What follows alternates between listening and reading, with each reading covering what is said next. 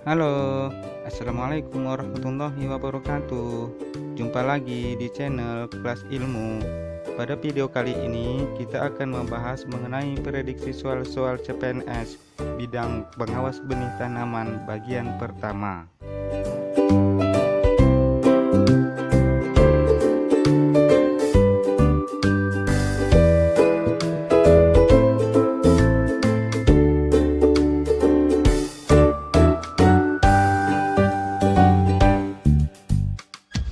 Nomor 1. Mutu fisiologik menampilkan daya hidup atau viabilitas benih yang mencakup titik-titik. A. Spesies dan varietas benih. B. Identitas genetik benih. C. Ukuran dan spesies benih. D. Kemurnian dan daya kecambah benih. Atau E. Daya kecambah dan kekuatan tumbuh benih. Pembahasannya, mutu fisiologik menampilkan daya hidup atau viabilitas benih yang mencakup daya kecambah dan kekuatan tumbuh benih. Bermula dari kemampuan daya hidup awal yang maksimum saat masa fisiologis dan tercermin pula pada daya simpannya selama periode tertentu, serta bebas dari kontaminasi hama dan penyakit benih. Jadi jawabannya adalah E. Daya kecambah dan kekuatan tumbuh benih.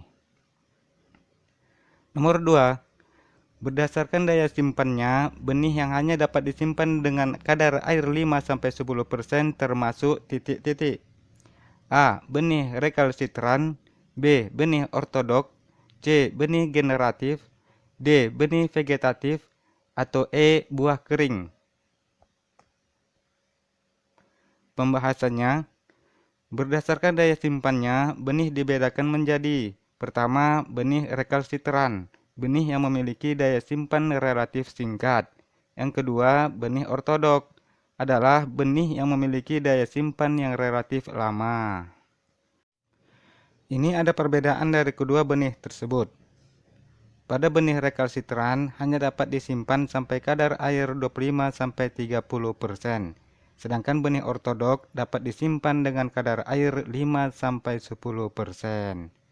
Jadi jawabannya adalah B. Benih ortodok. Perbedaan yang lainnya, pada benih rekalsitran tidak memerlukan perlakuan khusus untuk berkecambah, sedangkan benih ortodok memerlukan perlakuan khusus untuk berkecambah.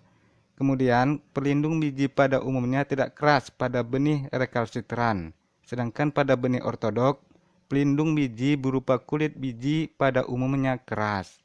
Kemudian, kesesuaian lahan relatif lebih sempit pada benih rekalsitran. Pada benih ortodok, kesesuaian lahan relatif luas. Contoh benih rekalsitran adalah kakao, mangga, sedangkan pada benih ortodok contohnya adalah cabai, melinjo, dan tomat. Lanjut, nomor 3. Keutuhan benih, kondisi kulit, kerusakan kulit benih merupakan benih yang memiliki keunggulan secara titik-titik. A. Fisik. B. Fisiologis. C. Genetik. D. Kimia. Atau E. Biologis. Pembahasannya, benih bermutu merupakan benih yang memiliki keunggulan secara: pertama, fisik. Mutu benih yang berkaitan dengan sifat fisik seperti ukuran benih, keutuhan, kondisi kulit, kerusakan kulit benih akibat serangan penyakit dan hama atau proses mekanis, dan lain-lain. Yang kedua, mutu genetik adalah mutu benih yang berkaitan dengan sifat yang diturunkan oleh induk kepada anakannya. Yang ketiga, mutu fisiologis adalah mutu benih yang berkaitan dengan sifat fisiologis seperti daya simpan, daya kecambah, viabilitas, dan lain-lain. Jadi jawabannya adalah A. Fisik. Nomor 4. Perkecambahan diawali dengan penyerapan air dari lingkungan sekitar biji baik tanah, udara, maupun media lainnya. Penyerapan air ini menyebabkan titik-titik. A. Embrio dikelilingi cadangan makanan. B. Tanaman yang dihasilkan seragam. C. Kotiledon terangkat di atas permukaan tanah. D. Meningkatnya aktivitas enzim. Atau E. Berkembangnya struktur embrio. Pembahasannya, perkecambahan diawali dengan penyerapan air dari lingkungan sekitar biji, baik tanah, udara, maupun media lainnya. Penyerapan air ini menyebabkan meningkatnya aktivitas enzim. Peningkatan aktivitas enzim diiringi dengan peningkatan respirasi benih, sehingga tersedia cukup energi untuk melakukan pemanjangan sel.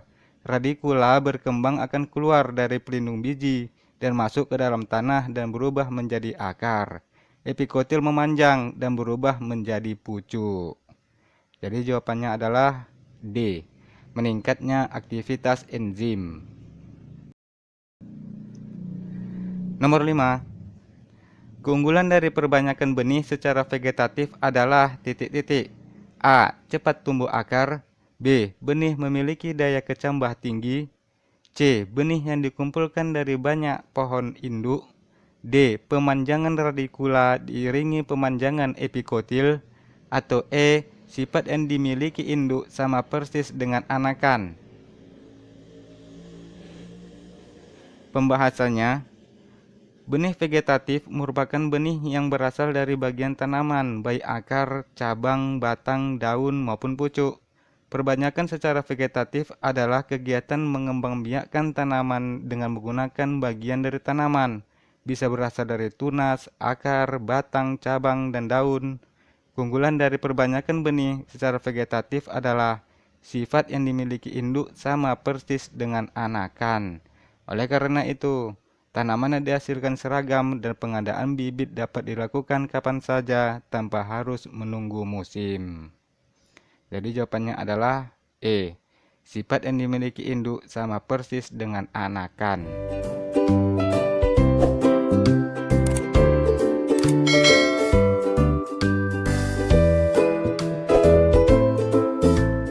Nomor 6.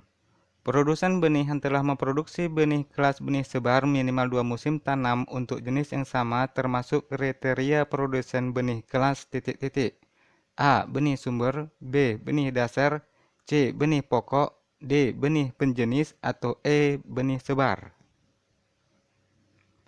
Pembahasannya, kriteria produsen benih sumber tanaman pangan terbagi atas. Pertama, produsen benih kelas benih dasar merupakan produsen benih yang telah memproduksi benih kelas benih pokok minimal 2 musim tanam untuk jenis benih yang sama dan sudah layak untuk melakukan produksi benih kelas benih dasar.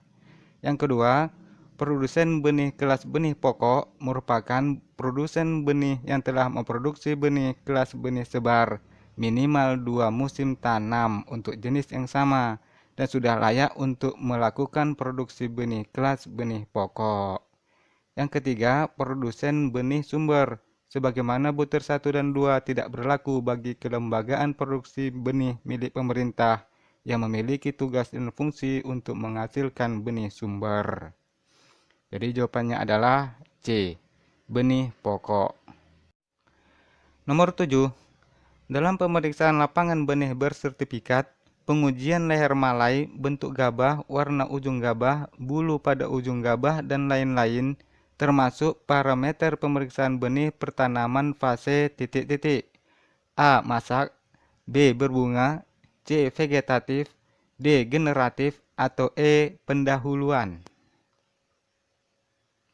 Pembahasannya, pemeriksaan pertanaman fase masak dilakukan pada waktu tanaman sudah mulai menguning dan isi gabah sudah keras tetapi mudah dipecah dengan kuku dalam waktu 7 hari sebelum panen. Parameter yang diperiksa adalah tipe atau bentuk malai, leher malai, warna gabah, warna ujung gabah, bentuk gabah, dan bulu ujung gabah. Jadi jawabannya adalah A. Masak. Nomor 8.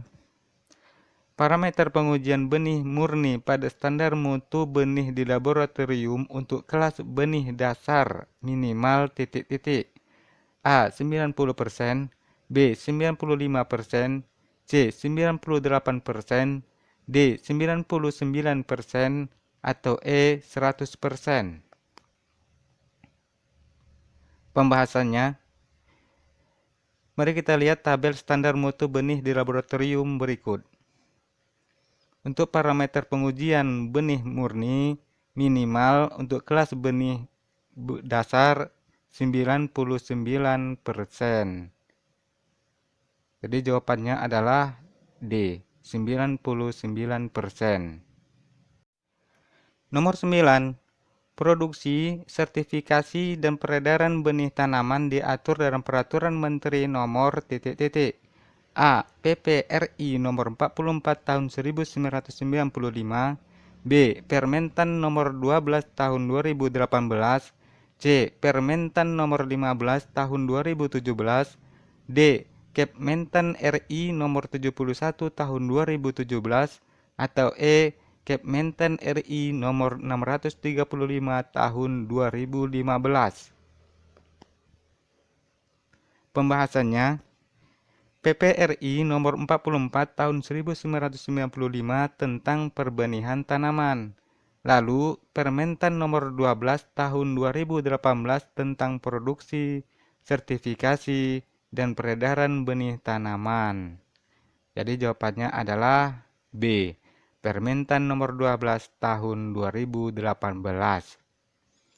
Lalu peraturan yang lain, Permentan Nomor 15 Tahun 2017 tentang pemasukan dan pengeluaran benih hortikultura.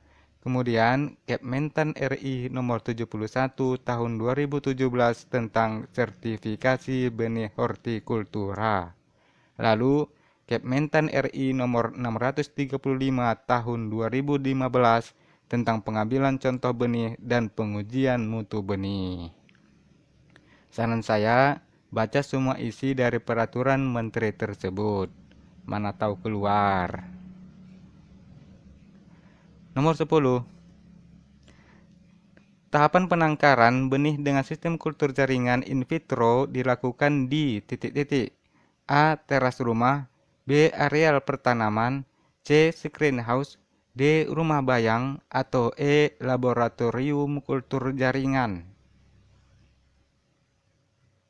Pembahasannya, tahapan penangkaran benih dengan sistem kultur jaringan terbagi atas. Pertama, tahapan in vitro dilakukan di laboratorium kultur jaringan.